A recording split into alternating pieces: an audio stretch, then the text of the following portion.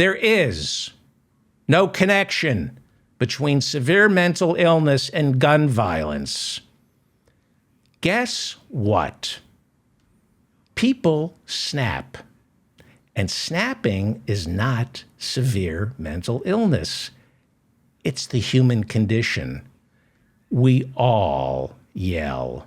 Some of us slap, while others throw punches. Some of us break dishes. And some of us, if there's access to guns, go on shooting sprees. People snap. They snap in traffic, at work. We scream on the phone at customer service representatives or at our daughter's Little League umpire. We are ejected from restaurants for making scenes. We break up with girlfriends and boyfriends and end up alienated from relatives and go years without talking to people we love. That is what it means to be human. We say things we don't mean and things we do mean, and we are mean. All of us. That is what it means to be human. Some of us are meaner than others, but we are human beings. We are deeply flawed, and we hurt people. We fish, we hunt, we eat animals that were once babies. We are all sinners. We hurt each other and ourselves, which is why guns are a horrible idea. All of us each day experience at least one of those things I just mentioned, which is why guns are a horrible idea. We all hate. We all wish bad on other people. We all want to destroy. It builds up, and we all let it out. It has to come out somehow. It comes out either in music, comedy, art, letters to the editor, eating disorders, cutting ourselves, yelling, slapping, punching, breaking dishes, smashing computers, throwing television screens out the window, and if there's ready access to an assault weapon, shooting up a mall. That's why guns are a bad idea. It's not mental illness that causes people to shoot up a mall. It's the human condition. We all snap. We all smash things. We all smash people. Figuratively, metaphorically, emotionally. That's why guns are a bad idea. We smash relationships, things, people. We scream at the top of our lungs or put our fists through a wall. We hate, we get jealous, we are consumed by resentment. So we exercise, watch football or mixed martial arts, eat bad food, believe Joe Rogan, kick a child, vote Republican, talk to a friend, or if you're lucky, a mental health expert. We cry, we weep, we shake, we refuse to get out of bed in the morning. And if there's ready access to an assault rifle, some of us use it on ourselves or a loved one. That's not mental illness. That's the human condition. It's why guns are a bad idea. We snap. We all snap. That's reacting to pressures, economic and personal, which get more and more intense each day here in America as we get lonelier and more isolated because of the guns. Guns are a horrible idea. Some people shouldn't have cake in the fridge because they're going to end up eating it all. Some people shouldn't have a gun in the house because they're going to end up using it. Believe it or not, snapping doesn't mean you're mentally ill. It means you snapped like a rubber band, and rubber bands snap quickly and then go right back into place. Snapping means it was a momentary eruption, and that is not mental illness. That's snapping. We all snap, which is why guns are a horrible idea. Humans snap, which is why every civilized society except America makes certain that guns are not around. Humans get drunk.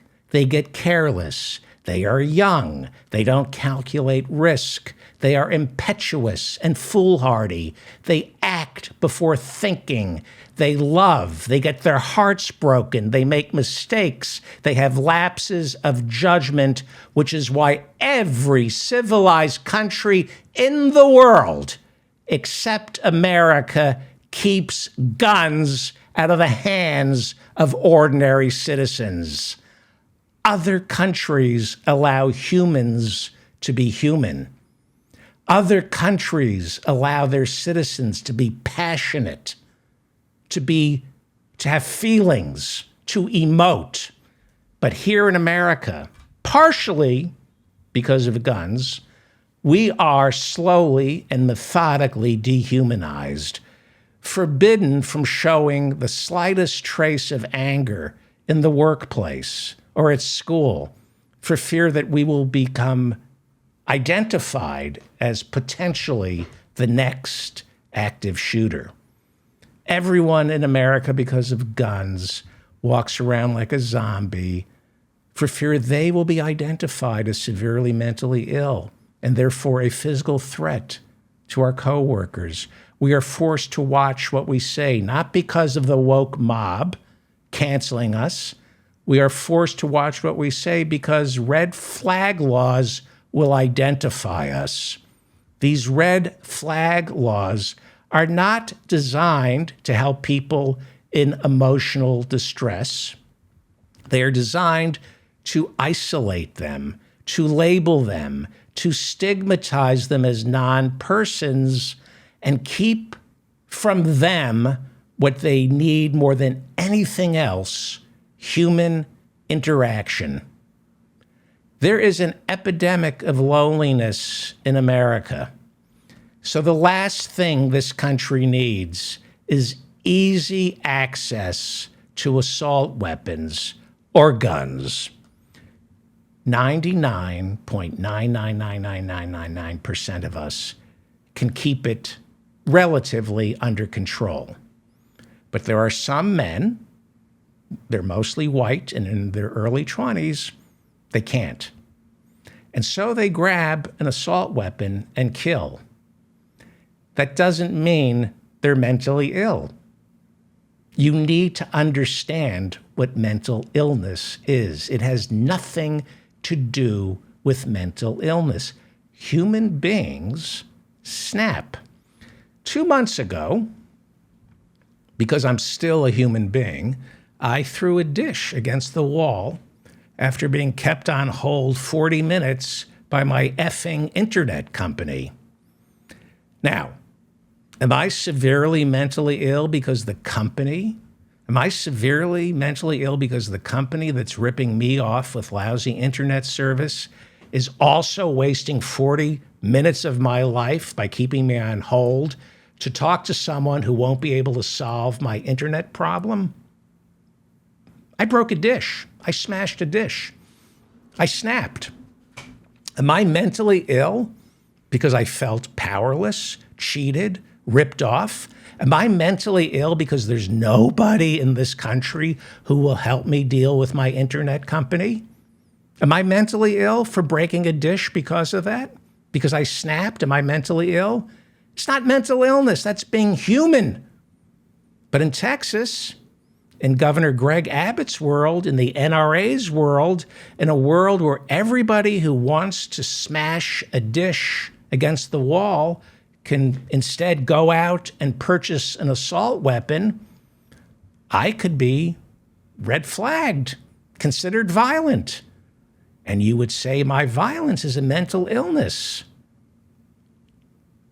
as opposed to a rational response to the indignities foisted upon us by corporate America. A nation overflowing with guns can't afford to allow people to be people. Republicans mislabel anger and rage as a mental illness. This from the party built entirely on anger, rage, and of course, untreated mental illness. Republicans in Texas have no idea what mental illness is or means. It has nothing to do with gun violence. People snap. That's not mental illness. Sometimes snapping, like throwing a dish against the wall when you're on hold for 45 minutes, is a rational response. There was a dish and there was a wall, and I brought the two together. And it felt good, by the way. It felt good to hear the dish break against the wall. That's why guns are a bad idea. Now, I'm not interested in weapons, not because I'm afraid I would ever use one. That's out of the question. I just find guns a form of cowardice. If there's gonna be a fight, I'm using my brain and my mouth. And if the fight is gonna turn violent, I'm using my feet to run away as fast as I possibly can because the other guy might have a gun. Guns are for the sluggish dullards whose mind and body are too flabby to turn a phrase or toss a punch. As I mentioned earlier, Allison Jordan wrote for the Center in American Progress a report revealing that mental illness is not a major factor in mass shootings. Allison Jordan is a research associate for gun violence prevention at American Progress. And back in September of last year, over at the Center for American Progress, she completely debunked the myth that mental illness, not guns, this is the myth that mental illness is behind our country's unrivaled number of shooting deaths. She says 20% of Americans have been diagnosed with some kind of mental illness, a number that reflects the average in all other industrial nations. So Americans are no more mentally ill than any other country, and yet no other industrialized nation has this astronomical number of gun deaths. It's not mental illness, it's the guns. Personally, as someone who struggles with mental illness, I find it offensive to blame the gun deaths on the mentally ill. It stigmatizes, doing this stigmatizes conditions like depression, OCD, as well as bipolar and anxiety disorders. By blaming the severely mentally ill, it makes Americans suspicious and terrified of people who are suffering. It moves the mentally ill once again into the shadows by demonizing their emotional distress. You don't help the mentally ill by tarnishing them as threats to our society. It makes people less likely to seek treatment for fear of being red flagged. Look, we know it's settled law that guns make us less safe. We already know that when you own a gun, it's more likely to be used on you. It's settled law. So Republicans and the NRA and the gun manufacturers have made gun ownership all about freedom. Freedom from an overly intrusive government. That's the new thing. Freedom from a police state. That's how they're selling guns. A check on an overly intrusive government. But guns are not about freedom. Guns We see this. Guns make us less free from our government. Guns force our police to fire first and ask questions later. Guns have turned our government into a surveillance state looking to red flag you. Guns give Big Brother permission to monitor our every move to make certain we're not going to shoot someone. The government spies on us, and because of all the guns, we want it to. We spy on each other. We report our coworkers and our neighbors. We red flag those we don't trust. And of course, the mentally ill.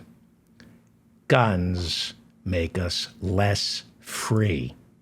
They make the government more intrusive. It turns the police into a police state. I'm going to keep telling you this. Mental illness has nothing to do with gun violence. Study after study shows that. In her report for the Center for American Progress, Jordan writes that only 8% of mass shooters ever displayed symptoms of a psychosis. She says studies indicate that at best, 20% of shooters could be categorized as suffering from some sort of clinical mental illness. In other words, you're more likely not to be suffering from a diagnosable mental illness before deciding to go on a gun rampage. Mental illness has nothing to do with mass shootings. As I said, there are other contributing factors like a temporary rage, and more importantly, easy access to guns. People snap. That's not mental illness.